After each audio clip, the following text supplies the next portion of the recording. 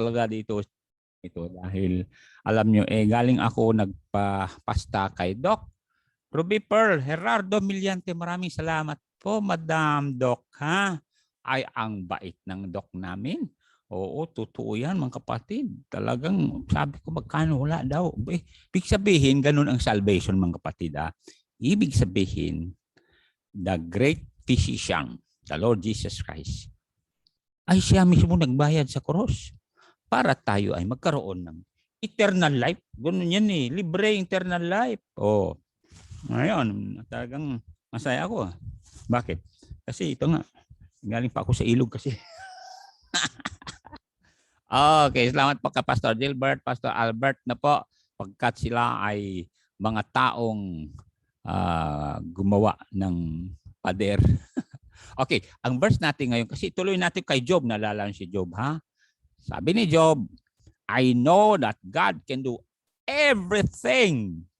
Kasi God is omnipotent, meaning all-powerful yan. Omniscient, omnipresent. Kaya, don't forget to pray. Okay, we'll go now to Luke 1:37 and all of us should join hands in praying for Pastor John. Ano po? Ayun, nandyan si Ma'am Maduma. O yun, salamat po at umaawit kayo rito. Ready?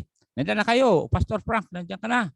O salamat po sa mga Bayani family, nandyan, at Lopez family. Diyan kayo O tignan mo yan, nandyan ang mga Kaleda, Pawig, family kanina pa pala kayo. Oo, kasi akala ko kasi alas 6:30 ngayon dahil nagtrabaho kami. Okay, nandyan din ang Sumera family, Florentino family, Taguba family, ganon, Chopilo, Balesteros family. Nandyan din Bautista, Malanot family. O Pastor Reggie, okay, nagtapos na kayo, service nyo, patid. Aba, nandyan na si Lailani de Leon, Tagala, Ria, Pinyon, Del Pilar. O malaki ka na, iha. Maraming bulaklak sa ulo mo, no? Oo, and siyempre, Pastor Lopez, tagapag-pray. Maraming salamat po, Pastor Lopez. Let's join hands. Okay, pray for Pastor John Quillan. Doon din ang Mahilo Makapagong family. At muli, salamat sa aking dentist na Dr. B. Pearl Gerardo Millante. Pagpalain ka ng Diyos, iha. Oo, tama lang na mag-PPE kayo kasi matindi yung mga tao dyan sa opisyo kanina, sa clinic nyo. Okay. So, pagpalain natin na marami pa tayo. Unan dyan si Ma'am Janet. Salamat po, Ma'am Janet at Jelol Del Pilar. So, alam na natin yung verse, mga kapatid, For with God, nothing shall be impossible. Let's pray.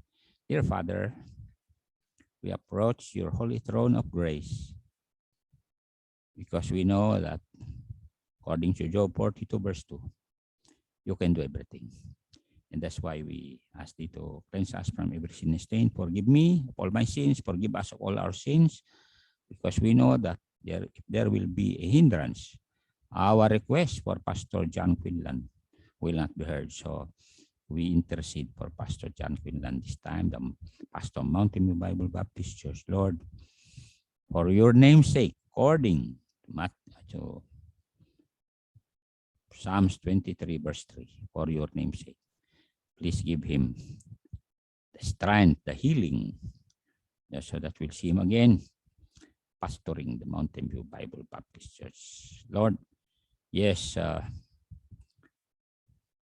we need to help even in the finances.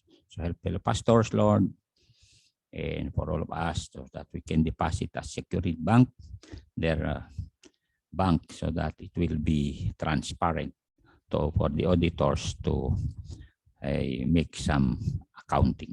Thank you for this day. Bless your people so that we can extend a little help. In Jesus' name, amen. Okay, nandyan si David. At nunood yung apo kong gwapo. Oo, nandyan sila Demata. Unagan family. Nanonood si Kat. Pag-pray natin mga kapatid. Yes. Oo. Mga kapatid, alam nyo, we need to pray for this program. Dahil nandyan pa tayo sa Job. Oo. Pero ma-bless ka talaga sa buhay ni Job. Talagang wala kang masabi sa buhay ni Job. Bakit? Abay, lahat tiniis niya. Nalala yung mga hard blows ng ating pinag-aralan, di ba? Hard blow number 1, lahat ng anak niya nawala. Hard blow number 2. Nag-isa niyang misis, nawala. Okay. So, ang ganda ng puso ni Job talaga. Wala talaga siyang sinabing yung bang ikakalungkot ng Diyos. Job sin not, because he said, Job, sabi ni Job, God can do everything. He can give, He can forfeit. So maraming salamat po kay Dr. Angelina Emerson Galang Kiambaw. Pagpalain ka ng Diyos. Ha? So, na tayo sa number 4. Okay, ibig sabihin na si Job, sabi niya, I know that God can do everything. Since Job knows that God can do everything, number 1, naalala niyo yun, he welcomes everything that God permit him to go through. Number 2, he waited for God to release him after purification. O sigurado may nanonood dyan sa provincial jail, ha? Kayo na mga naka-detain dyan at sa BGMP Katagaman. Sigurado malaking screen nyo dyan eh. Oo, sa RBC. Ibig sabihin, kunin ninyo yung sabi ng Bible na after purification, ma-release din kayo dyan. Bigyan kayo ng verse para naman kayo'y masaya dyan sa provincial jail at BGMP Katagaman, ha? At lahat ng makapanood nito sa lahat ng jail sa whole world. Okay, nandiyan kayo sa 68:6 ng Psalms. Totoo yan mga kapatid, ang Diyos mabait ang Diyos, mahal kayo ng Diyos, kaya habang kayo ay nasa bilangguan, i-memorize nyo ang whole book of John. St. John. Kasi paglabas nyo, kahit St. John lang kayo mag-preach for God so loved the world, maraming masave. Basahin na natin ang verse na ito para sa mga bilanggo. Ready? Go. God setteth the lonely in families. The word solitary is lonely. Kung lonely ka, bibigyan ka ng Panginoon ng family. Tulad niya, iniwanan ka. Darating araw, may manligaw sa iyo. Guwapo. Okay.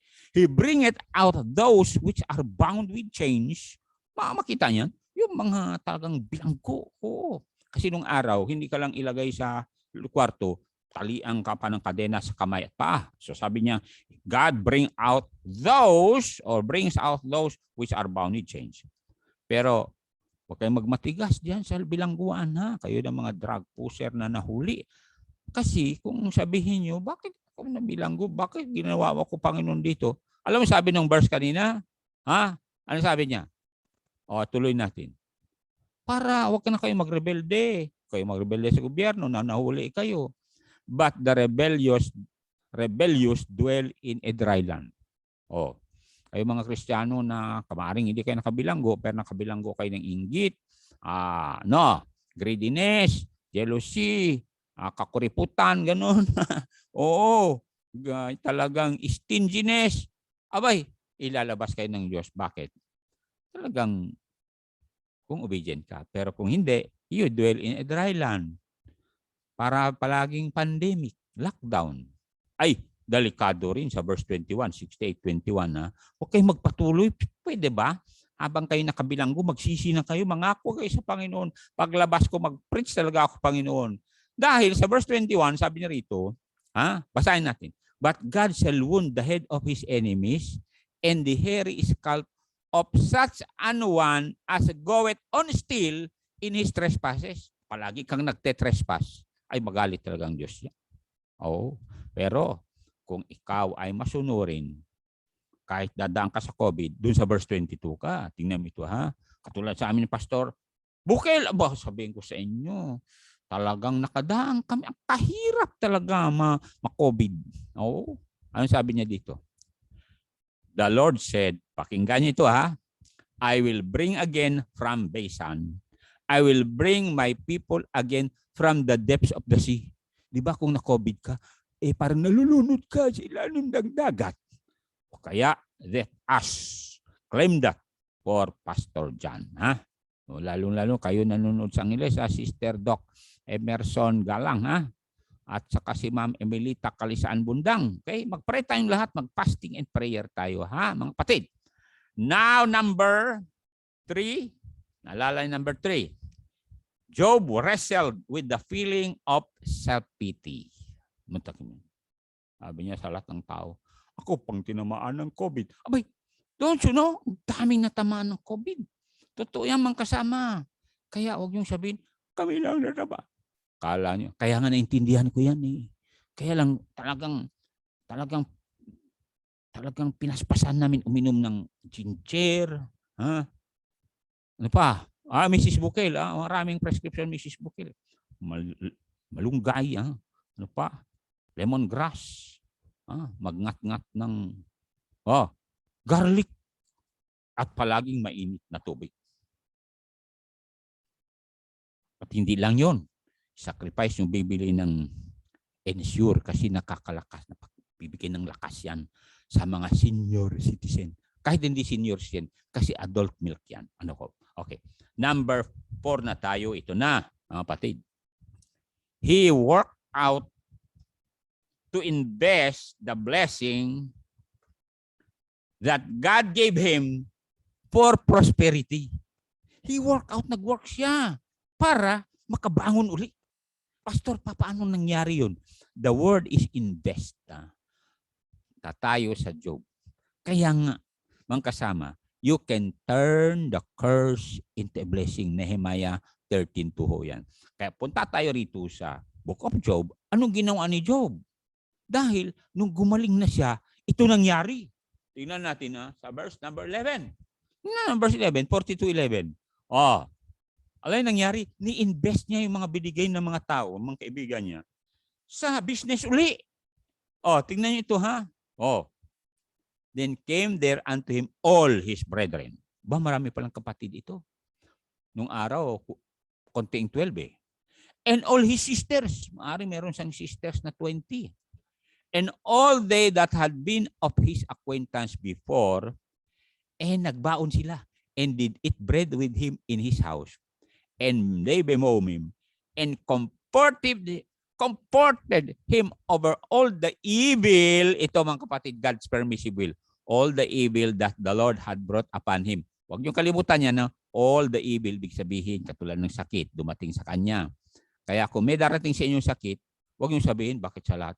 Ito nga, the Lord brought upon him all the mga pagsubok. Ito na maganda. Every man also gave him a piece of money, tuloy, and everyone an earring of gold. Mantakin nyo ito. Yun ang ni-invest ni, lalanin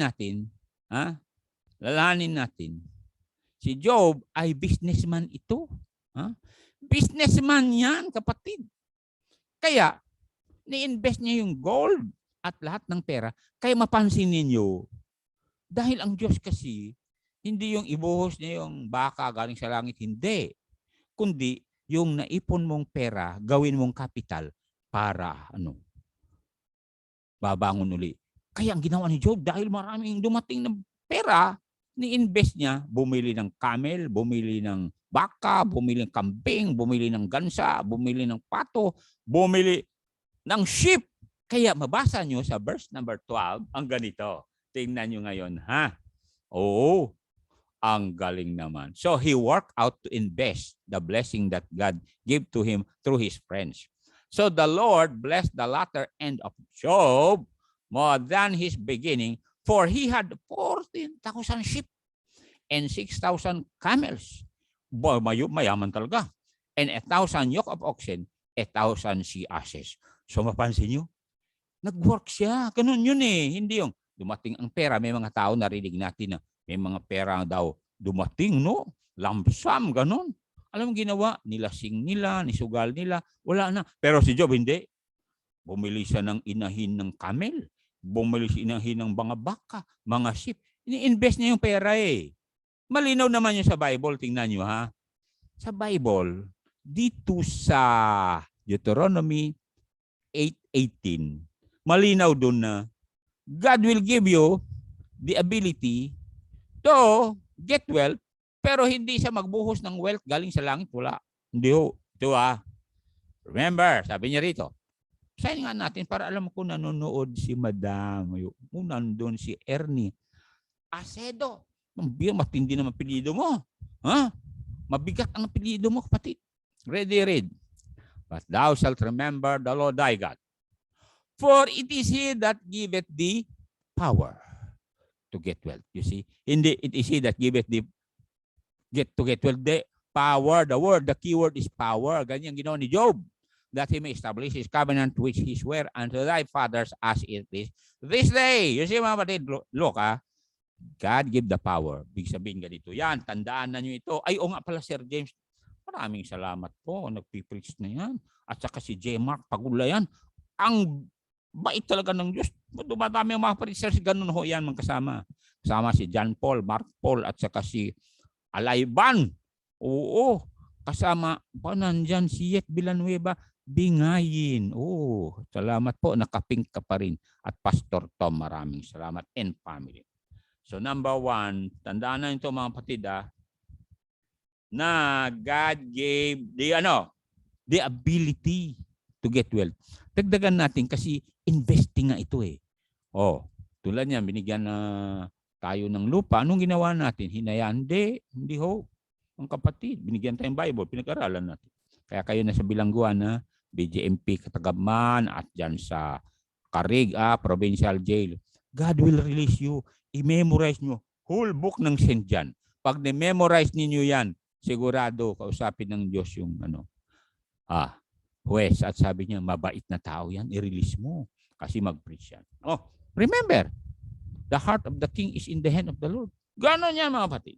So, punta muna tayo sa Deuteronomy 28, verse 11 and 12 para makita niyo yung word na invest at nagtrabaho talaga. He worked. Trabaho talaga yan. 28, verse 11, 12. See? Kaya kayo dyan na masisipag. Ay, sabi ko sa inyo, hindi kayo mabibigo niyan. Ready, read. And the Lord shall make thee plenteous in goods, in the fruit of thy body. Sabi niya rito. And in the fruit of thy cattle. And in the fruit of thy ground. Yan na. In the land which the Lord sware unto thy fathers to give thee. And verse 12 said, the Lord shall open unto thee his good treasure, the heaven to give the rain unto thy land. Bigay ng Diyos ang ulan, in his season, ito na. Bigay ng Diyos ng ulan, pero ikaw nagtanim. Look at that. And to bless all the work of thy hand. And thou shalt lend unto many nations, and thou shalt not borrow. So, magbigay ang Diyos ng ulan, pero kung hindi ka nagtanim, paano tutubo? Yan, wala. Kaya, ikaw mag-work. Okay, verse 8. Atras tayo, balik tayo sa verse 8, ha? Anong sabi ng verse 8? The Lord shall command the blessing upon thee in thy storehouses, tuloy, and in all that thou settest thy hand unto. So, ibig sabihin, dinakma mo, ginamit mo. Katulad ni Doc Robiper, ginamit yung kamay niya para ayusin ngipin ko. Ba, Doc? And he blessed thee in the land which the Lord thy God giveth thee. Kaya nandyan kamay mo, dalawang kamay mo, ano po, lahat ng hawakan mo dyan. Sinabi sa akin ng botanist, green thumb. Oh, katulad Mrs. Bukel. Oh, green thumb yan. Kaya yun, sa lahat ng na-COVID, siya hindi na-COVID. Oo, lahat talaga inubo. Siya hindi inubo. Bakit? Siyempre, pagulayan yan. Kumakain ng gulay. Pagulayan na ron. O yun, mapalad kayo, Pastor Bukel, you know why? Oo. Bakit? May anak kang preacher na. Musician pa sila. Salamat po.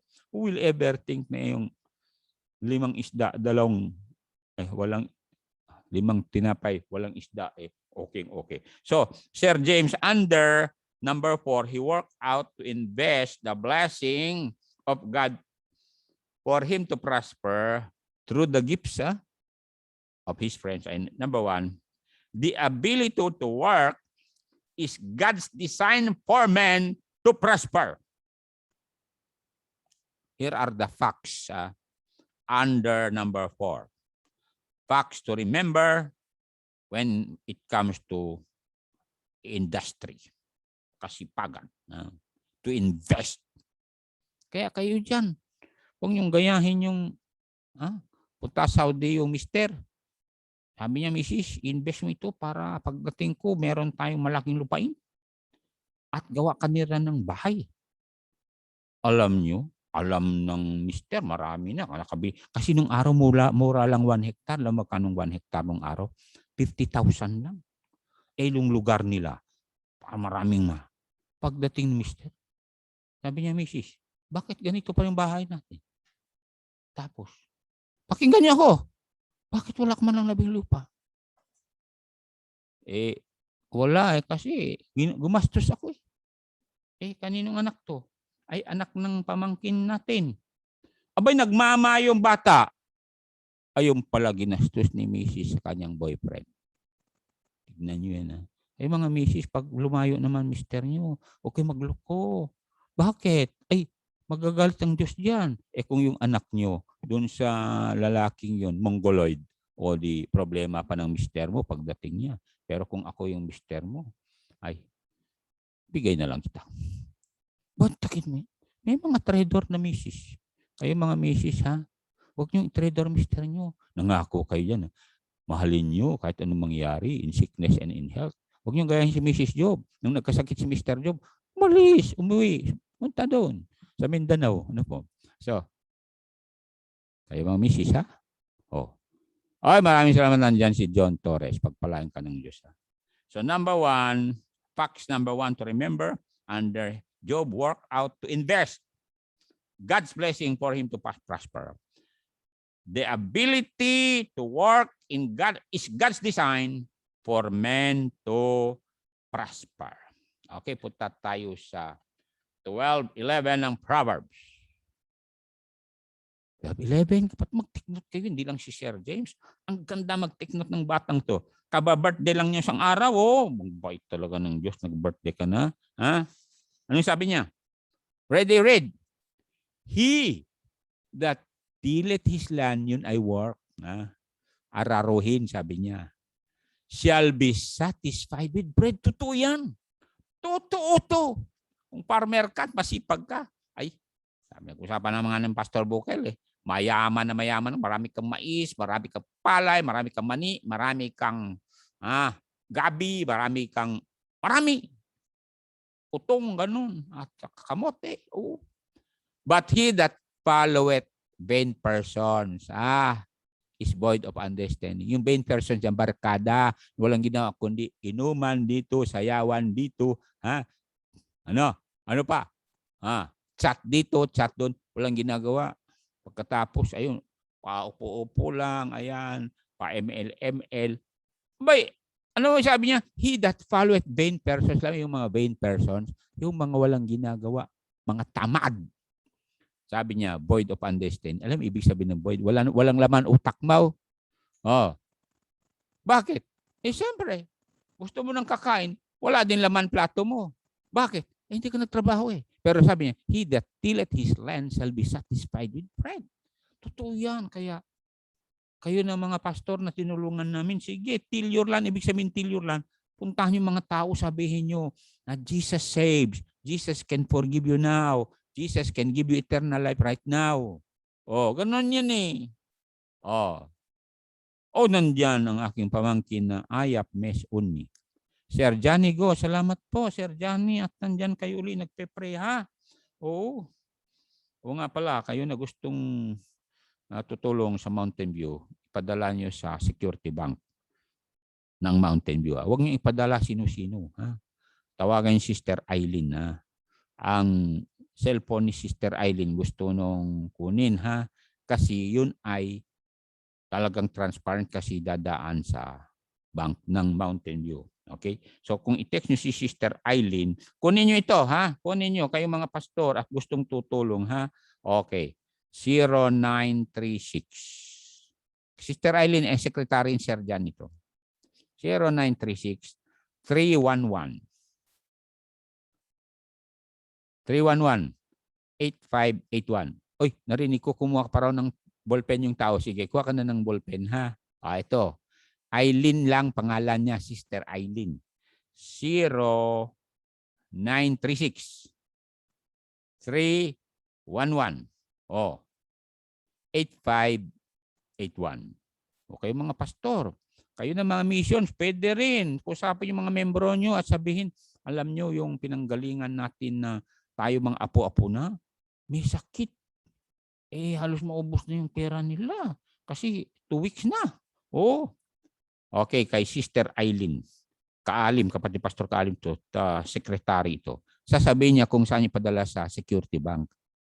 Huwag niyo padala sa kanya, Security Bank, kasi may auditor sila doon. 0936-311-8581. Ayun. Para maayos. Ganun yan eh. Oh, okay. 28:19, Proverbs. 28:19. Nandiyan tayo work. Alam niyo kung hindi tayo mag-work, mga kapatid, wala. O, tingnan si Pastor Bukil, Pastor Hernandez, Pastor Tom, Pastor Red, nag-work sila. Tuloy, binigyan ko sila ng kanilang blessing. Siyempre, mga membro nagbigay. Kaya nga, tuwag-tuwag sa mga membro. Salamat po sa mga membro, lalong mga nanay, nagturo ng mga anak na dapat i-honor the Lord with our substance. Alright, tignan ito. 8:19. Halos pareho lang pagkasabi, pero anong sabi niya? He that tilleth his land shall have plenty of bread. Plenty. But he that followeth after vain person shall have poverty enough. Mantaki mo kanina, walang laman utak mo kung sumasamak sa barkada. Kasi ang gusto lang ng barkada, halakhakan, pasyal dito, pasyal doon. Ligo dito, ligo doon. Hindi bawal maligo. Pero, tulad sa akin, pagkatapos ko magturo sa inyo, pwede akong ligo dito, pero hindi ako magbabad. Bakit? Kung kainin ka ng linta, wala na. Maganda na yung mamulot ka lang agorong, di ba? Profitable pa. O kaya kuha ka ng mga malalaking streams dito. Okay. Ano pa makita natin? 11:18. Proverbs 11:18. God's design talaga yan for men to work, to prosper. Abay, sabi ko sa inyo, meron bang buhay kung ganito, kung hindi gano'n? Tingnan mo sabi niya. Verse 18, the wicked worketh a deceitful work. Totoo yan, yung mga wicked. Pagtalikod mo, i-date na yung misis mo. Wicked mga yun. I-date yung, kala mo, kaibigan mo rin, yung girlfriend mo, i-date din nila. The wicked worketh deceitful work. But to him that soweth righteousness shall be a sure reward. Ganon ang ginagawa ko ngayon sa inyo mga nanonood. Kaya binabati ko kayo, Ancheta family, Peralta family, Maborang family, Alayban family, ganon din ang Binaraw family. Mga nanonood dyan. At saka si Boyet, yung aking tagatahi. Nga pala, yung binigay ni brother, sister Taguba ng ganda-gandang barong. Pinatahi ko 1 buwan na kasi lockdown din. Pag dumaan ako doon bukas, tapos na isusuot ko. Kaya lang, pangkasal kasi yun eh. Wala naman akong kakasal. So salamat po, Panginoon. Wala akong kakasal. Hindi katulad ni Red na may ikakasal si Red. Sabi ko, Pastor Red, 5 weeks, pwede na. Kasi baka mag-rapture na ito. 2022 na pala yun. Okay. Pastor Red, pakinggan mo ako. Pastor mo ako eh. Ready? Yan na kayo. Okay. 11:18. Tingnan na nga natin 11:18 uli. Okay. Gusto ko makita niya. To him that soweth, remember the law of sowing and reaping. When you sow many seed, good seed, marami kang ani. Kung wala kang tinanim, sabi nga ni Pastor Tabanda nun, di ba, Ma'am Miriam? Maraming lupain din si Ma'am Miriam ang uluan sa Bangag. Sister. Pag nag-ani naman kayo, magbigay naman kayo kasi may mga pastor pinapakain ko. Totoo yan. Pinapakain, binibigyan pa lang bigas. Buti Pastor Bukil, maraming bigas.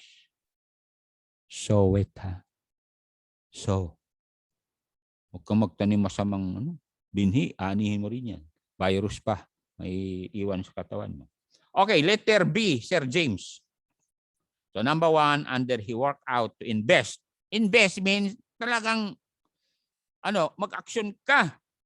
Number 2, facts to remember. Number 2, about working out to invest. The knowledge, letter number 2, letter B, the knowledge to excel is in your work. The knowledge to excel is your work. In God's grace bestowed to those who has a vision. The knowledge to excel in your work is God's grace bestowed to those who has a vision. Meron kang vision. Tulad sa amin, linisin mong bundok, kapal-kapal ng mga kawayan, kahoy, tinik, ganun. Pero hindi tinik nakikita mo. Pag may vision ka, mga mauuspong na palay na mas matangkad pa sa'yo kasi virgin forest yun. Yun ang nakikita mo. Kaya mag-work ka. Kasi ang nakikita mo, hindi yung mga tinik, hindi yung mga kawayan. Kikita mo ang gagandang bunga ng palay. Ganon din sa ministry. You know why we sacrifice our pride? We stay humble. Kasi nakikita natin mga kaluluwa na katulad ninyo ngayon nanonood. Kawawa naman kayo, itapon kay dagat-dagatang apoy. Bakit? Kasi sabi ng Diyos, habang kami nagpipreach, nagtuturo, gagalaw ang Holy Spirit sa buhay nyo at mangyari yung Isaiah 55. Tingnan nyo ito Isaiah 55, kapatid. Mamaya magkaroon ka na ng takot at nga pala, may impyerno, kinakailumasave ako. Tumawag ka kay Jesus. Di, na-fulfill yung Isaiah 55. Sa buhay mo, verse number 8, 9, and 10, and 11. Sayin natin to. Ano sabi niya? Ready? Nandyan na kayo, 8. For my thoughts are not your thoughts. Pag-iisip ng Diyos, iba sa atin. Pag-iisip natin kasi maliit. Neither are your ways my ways, said the Lord. Pag-iisip natin, negative. Sa Diyos. Sabi nga na, Job, I know that you can do everything. Kaya, Lord, your will be done in my life. All right. Verse 9. For as the heavens are higher than the earth, so are my ways higher than your ways, and my thoughts than your thoughts. Kaya nga, mag-memorize ka ng Word of God. Di ba, preacher J. Mark Pagulan Buke? Verse 10 said, nung sabi ng 10, for as the rain comes down and the snow from heaven, and return not hither, but waters the earth, make it bring forth and bud, that it may give seed to the sower, and bread to the eater, dahil kolon yan, verse 11 said, so shall my word. Ibig sabihin, yung sinasabi ko sa inyo sa television o kaya live streaming, so shall my word be that goeth forth out of my mouth. It shall not return unto me void, but it shall accomplish that which I please, and it shall prosper in the thing whereunto I sent it. Sabi ng Diyos, kaya nga, pina-flash namin sa television nyo o kaya dito sa Facebook o kaya CP nyo para mabasa nyo na hindi babalik ang salita ng Diyos na nabasa nyo, walang kabuluhan. Ganon yan. For with God, nothing shall be impossible. Tignan mo si Pastor Red. Mantakin mo, pagdating niya rito, may lupa na siya, may building na siya. Ngayon, meron siyang nagustuhan. I pray, Pastor Red, na magustuhan ka rin, kasi super ganda yung sinasabi mong babae. Baka ikakahiya ang mukha ka pa naman, watermelon. Okay. Nagdala ka ng watermelon, kaya binanggit ko yan, Okay. Tumawas, Pastor Pukel. Okay, tuloy natin. Nga pala, may watermelon pa pala dyan. Katayin natin bukas, dala ni Pastor, Pastor Red, Now, punta tayo dito, Ecclesiastes 11:6. The knowledge to excel in your works is God's grace bestowed to those who has a vision. Tingnan natin to. May vision ka. Ibig sabihin, kita mo yung mga tao, anong nakikita mo sa kanila? Nakikita mo na may hawak silang Bible. Ganon yung vision Ready, read. In the morning, what? So thy seed. Kayo mga pastor, aga kayo magising. Mag-soul winning kayo. And in the evening, withhold not thy hand. Kahit gabi na. Kahit paano, kahit isa lang mapuntahan nyo, mag-pray lang kayo doon, uwi na kayo. Kasi may COVID nga. For thou knowest not whether shall prosper, either this or that, or whether they both shall prosper alike. Nakuha nyo yan. Kaya nga natutuwa ako dito sa mga nanonood. Ang disipulo ni Ma'am Ruth si Abet. Disipulo ni Ma'am Remy si Janet. Kasama na si Ma'am Tita. Uba, galing naman. Oh, si disipulo ni Ma'am Pen, si Yet. Galing naman ninyo. Ang dami nyo ng disipulo, ha? Oh, ay, Sir Charlito Osero Pritzera, Charlito. May calling ang Diyos sa iyo, ha? Inamatay na pang lola nyo. Kami po ay nakikiramay, ha? Oo. Okay. Sana tayo. Nandyan si Preacher RJ Ong. Okay lang ka mag-mission. Pastor RJ Ong. Ha? Malalaki na yung mga anak nyo, di ba? It takes some sacrifice. Pero alam nyo, Pastor Preacher RJ Ong, malapit ang darating Panginoon. Bakit? Naging dugo na yung Dead Sea. Kahit tignan nyo. May ibig sabihin yan. At saka yung Taliban, nagpapatayan na sila mismo. Ibig sabihin, kukupkupin na ng China ang Afghanistan, and then gagawa ng Silk Road, dadaan sa Iran, dadaan sa Euphrates River na tuyo na rin. Sir RJ, ikuan mo, i-search mo, Euphrates River drying or dried. I-search mo rin yung Dead Sea becoming blood. Yan ay talagang nakakamangha kasi ito nga ang Jewish New Year na ito. Ha? And as I said, 7 years from 22 to 2028, dapat ma-fulfill na yung signing treaty ng Israel to the Antichrist. By that time, wala na tayo rito. Kailan ka pa mag-preach kung nandiyan Antichrist? Ibig sabihin na iwan ka. Please lang, huwag kayo maiwan, ha? Kasi kung maiwan kayo, lahat ng inyong tinatawag na COVID vaccination card at saka national ID card ng PSA, ilalagay sa chips yun na maliit, isisiksik dito o kaya dito. Para ma-fulfill na ng husto yung all people cannot go shopping without vaccine. Naked. Ganun yan. Kaya nga sabi sa Australia, no vaccine, no traveling, and no shopping. Sabi ko sa inyo, nangyayari na yan. Kaya sabi ni Lord Jesus, when you see these things begin to come to pass, then look up for your redemption draweth nigh. Pero pag pray natin, Pastor John Quilla, makarating man lang sa rapture, di ba, Pastor Lopez? Totoo yan. Okay, punta tayo sa verse 4 ng Ecclesiastes 11:4. About vision pala ito. Basahin nga natin dyan mamaya ang about vision. Ha? Ano sabi niya? Verse number 4. He that observeth the wind shall not sow, and he that regardeth the clouds shall not reap. Tamad, yan ang ibig sabihin niyan. Ano sabi niya? Parang babagyo sa araw na ito. Huwag muna tayo magtanim. Maganda nga magtanim kung malapit ng bagyo kasi umulan-ulan ng konti. Sabi ko sa inyong ganda, di ba? Naalala nyo? Naglipat ako ng sili nung may bagyo kasi sabi lang may bagyo, walang hangin. Ulan. Naglipat ako, may payong. Ayun, buhay na. Yung sili, buhay na rin yung papaya. At yung avocado. At lahat ng tinanim kong kamote, umusbong. Kaya, alam niyo mga kapatid, nakita ng Pastor Bukel yun eh. Inapak-apakan nila kanina pero mabubuhay yung kasi merong ugat. Siyempre, nagtrabaho sila doon. You are excused, Pastor Bukel. Okay?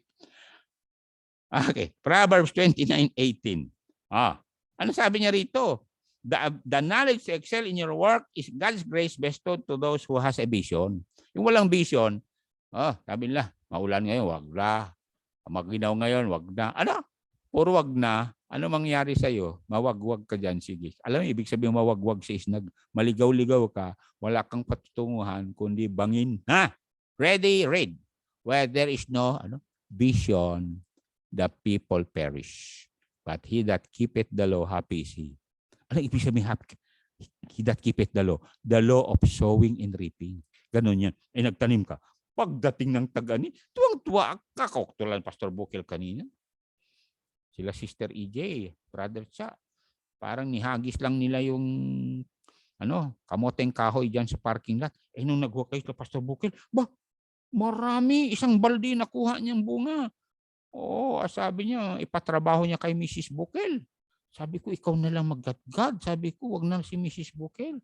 Sabi niya, paano ako maggadgad? Isa lang kamay ko. Nga pala, sorry, sabi ko sa kanya. So without vision, the people perish. But he that keepeth the law, happy is he. O kayo dyan na sumunod sa moral law, di ba? Ang saya-saya nyo. Oh, masaya kayo. Kayo na sumunod sa protocol, masaya kayo. Bakit? Hindi kayo naka-quarantine. Oh, alam nyo mga kapatid, mapalad ako. Bakit? Siyempre, tapos na yung COVID ko at nabaksin na ko. Oh. Kung hindi, kung siniksikan ni Doc Robbie Pearl yung bunganga mo na iswab, pagkatapos isinawsaw doon, positive. Ay, aywan ko kung mga nakita ako kanina, Doc Robbie Pearl, yung mga in-examine nyo, hindi ko alam kung may nakapasa doon o wala. Pero ito mga kapatid, punta tayo sa letter C na, Sir James. May letter C pa dito eh. Letter C ay ito. At matatapos na ako. Letter C said, the faith to work is God's gift to every individual to increase his wealth. Pastor, wealthy ka ba? Basta meron, wealth na yun eh.